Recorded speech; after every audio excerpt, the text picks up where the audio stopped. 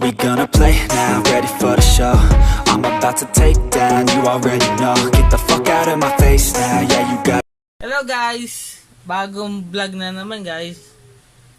Guys, thank you po. Strive. Puting Pinay. Idol.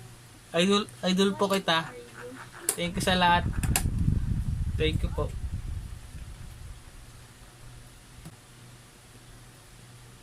Ito na may isip. Tuyatang kong video na yon. Basta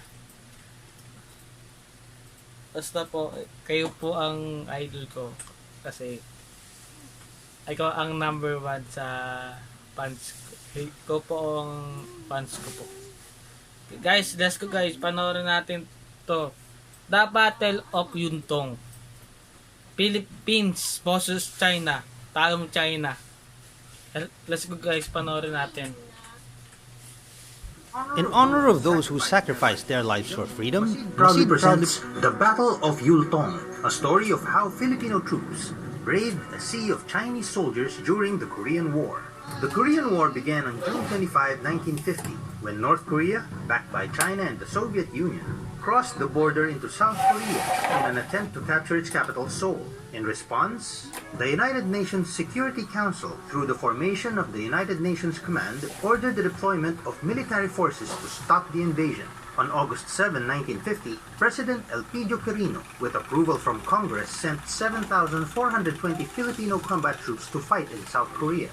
Wow. President Quirino saw this as a commitment to help a friend and as part of a larger battle to save the world from communism. The 10th Battalion Combat Team... Guys, alam mo yung Pilipinas, wala ka sa Pilipinas kasi para sa Pilipinas, dami na Korea, hindi pa tayo kilala. Sorry guys, let's go guys. Philippine Expeditionary Forces to Korea was the first battalion to arrive on Busan shores on September 19, 1950. The 10th Battalion, made up of 1,303 enlisted men and 64 officers, was originally a motorized battalion sent to operate tanks from the US, but when none arrived, was turned into a heavy weaponry unit instead.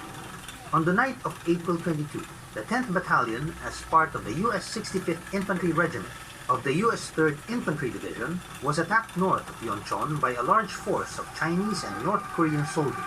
This would be known in history as the Great Spring Offensive, one of the largest offensives by the 44th Division of the Chinese People's Volunteer Army and the Communist North Korean Army during the Korean War. In front of the Filipinos were 4 Chinese divisions, numbering about 40,000 men. Just after midnight, the Chinese... Guys, believe niyo yan, dalawa lang namatay. Yung mga Chinese, ang daming namatay. Wow. Nice. Began their attack with a heavy artillery barrage. Soon after, the Chinese forces advanced, but had difficulty as the 10th Battalion successfully defended their positions with mortar and artillery. However, a massive Chinese assault pushed the Turkish brigade from their position, allowing the Chinese to surround the Filipinos' eastern side. Seeing the incoming danger, Lieutenant Colonel Junicio Ojeda immediately organized a unit of battalion cooks and clerks to fortify and defend the east flank. With the help of M24 light tanks and artillery support, Lieutenant Colonel Ojeda's makeshift unit was able to hold off the advancing Chinese forces. The situation only got worse when the Puerto Rican 65th Infantry Regiment, situated on the west flank, began to fall back from Chinese attack. With the west flank now exposed, the Chinese began advancing but were blocked by a platoon of Filipino soldiers situated on a hill overlooking Yultong. Commanded by Lieutenant Jose Arciaga, this platoon refused to yield and held their ground.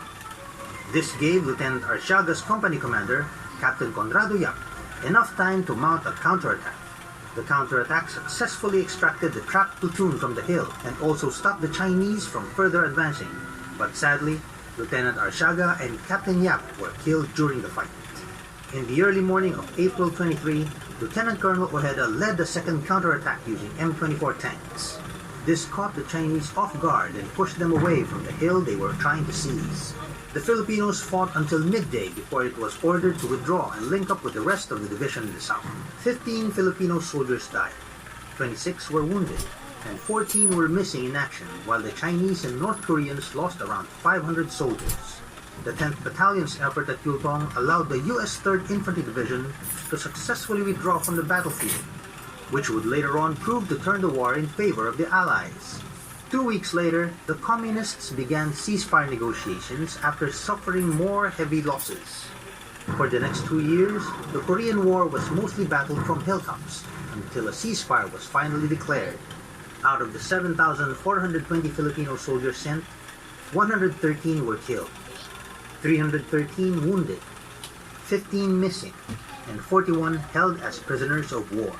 Today, a monument stands inside the War Memorial of Korea in honor of the many Filipino soldiers who fought for the liberation of Korea. Recently, during the 69th anniversary of the Korean War, the late Captain Conrado Yap was awarded the Taiguk Medal, the highest military decoration given to a soldier for bravery in combat. Also awarded the Taiguk Medal was fellow 10th Battalion team member Major Maximo Young for his heroism at the Battle of New-Dong. The efforts of the 10th Battalion in the Battle of Yultong was instrumental in turning the tide of the war in favor of Allied forces. South Korea remains a free democracy, thanks to the contribution of soldiers like the Fighting Filipinos, a name given by the U.S. Command to the brave men of the 10th Battalion Combat Team. Did you like our story? Are there other heroic adventures of Filipinos you want us to feature? Like, subscribe, guys. See you next one.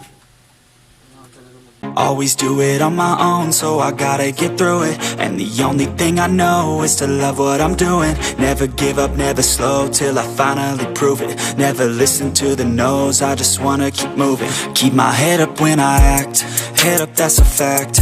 Never looking back, I'ma keep myself on track. Keep my head up, staying strong. Always